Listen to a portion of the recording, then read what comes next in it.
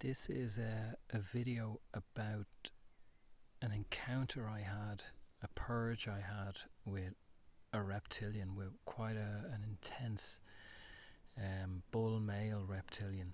It was in an Ayahuasca ceremony maybe about 2 years ago, or maybe less, maybe about a year ago. And the ceremony, as it turned out, was just me and the shaman. It was just the two of us.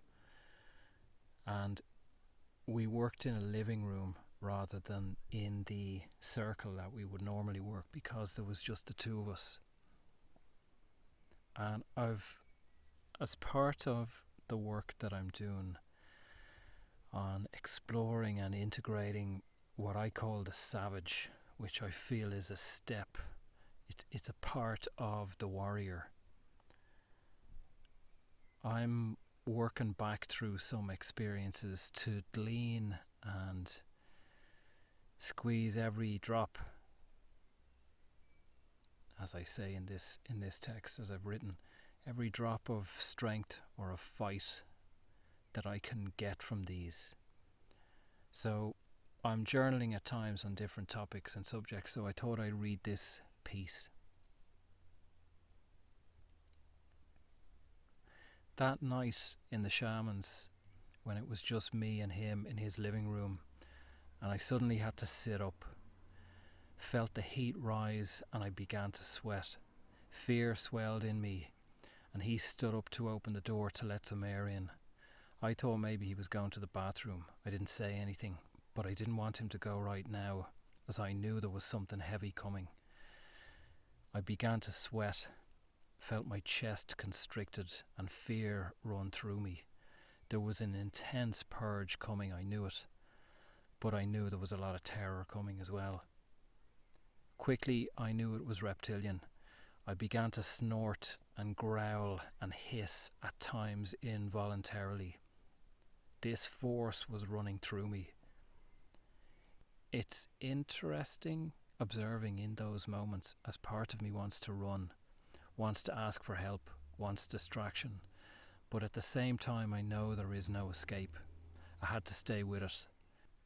To try to keep my mind from panicking and wandering, and stay focused on my body, on the frequency flowing through, the desperately uncomfortable frequency.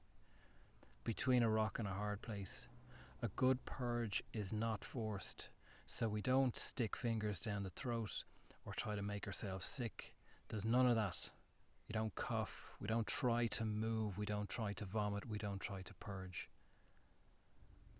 That is merely the human trying to feel better, trying to not stay with the discomfort, but to get past it to the easier, more comfortable feeling.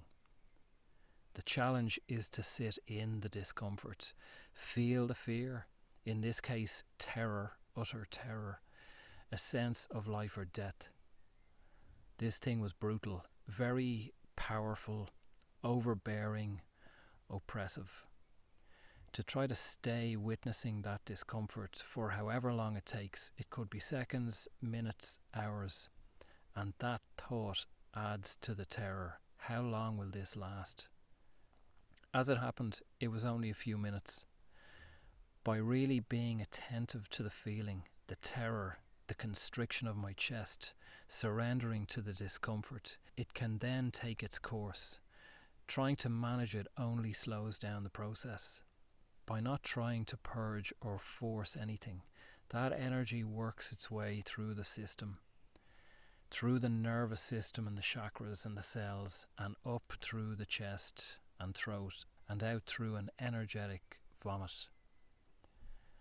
As in, many times nothing from the stomach is released, it's purely an expulsion of energy. Now, often as that moves up, say to the chest or to the throat, the human can take over, and the human can try and puke or try and purge, try and force it. And that in itself is interesting and fascinating to observe, because as soon as the human comes in to force, to push, the purge stops, slows down, gets restricted. The aim is to allow the body and allow the spirit and allow the entity or the energy just to do its work. And the medicine in this case, allow the medicine to do its work. I had quite a brutal purge. Fierce energy was released. Sweat ran off me, and that was that. I looked at the shaman. That was Reptilian, I said. Of course he knew anyway. So, in the work on the savage, what do I take away from this experience? There is a few things. I'm grateful for this encounter with this bull male. The conscious experience was very challenging. As I worked with ayahuasca early on, I assumed as I purged and released, the journey would become easier and there would be less entities to purge. This has not entirely been my experience. There are less entities, but those I do encounter are a higher caliber from the earlier days. They are more ferocious, far more intimidating, calculating, and great with a capital G. So this male, I'm grateful to reflect on the encounter. Consciously, I cannot tell what role he played with me prior to that moment.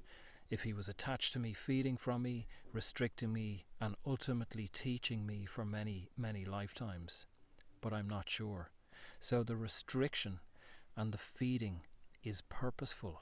It's teaching us. It's teaching me to contain and circulate my own energy, my own power. If I can't contain my own energy, it's wasted. So other beings will come and they will quite happily feed from it. It's not wrong, it's not a bad thing. It's my responsibility to learn to center this energy. Now it would be too simplistic to think, well, why not just remove the entities and we'll be more powerful and we'll be more godly. But look at how destructive and dysfunctional we are, especially the spirituality world, that given more power, often it fuels our ego and our sense of self-worth, our sense of self-importance, rather than expanding the depth of our spiritual growth. So we're not ready for our higher energy yet. You need to earn these layers. We need to earn these extra pockets of power and prove that we can stay centered. We can circulate this energy. We can use it purposefully. I felt a force with that being that inspires me. I am God. I am not at the mercy of these other beings or reptilians. I need not shy away and live in fear of them. Rather, I seek to inhabit my own savage, my own power and force. I did well that night, and this intense experience goes on the list of many others with demons and other reptilians, to build my own diligence to stay with it. Stay present in the face of the most testing, frightening moments. The muscle builds, it becomes more habitual. The higher self is at ease and working. It's the human ego that is frightened. I've been told that I share about 7 lineages of reptilian, and also have had journeys where I am one, sharing a parallel lifetime at present as one. So I call in my reptilian force, power, strength and fight, the ferocity, the monstrous centredness in the face of intimidation and battle. All these experiences within me can be used to further this human experience, to tap into previous lifetimes and aspects, to add pieces to the overall jigsaw. I will meditate too on this experience, allowing space for expansion, for insights. I don't go in with an intention or trying to manage the work, just to allow it to breathe. As I do this work on the savage, I realize there is a hunger for more, a need that was unmet. I want what's mine. I want my heart, my fight, my warrior, my savage, my brutality. From the many previous encounters that could have broken me, but I found the tenacity to stay with them. Right now, I'm not calling in any new fights or encounters, but they may well come, who knows the path.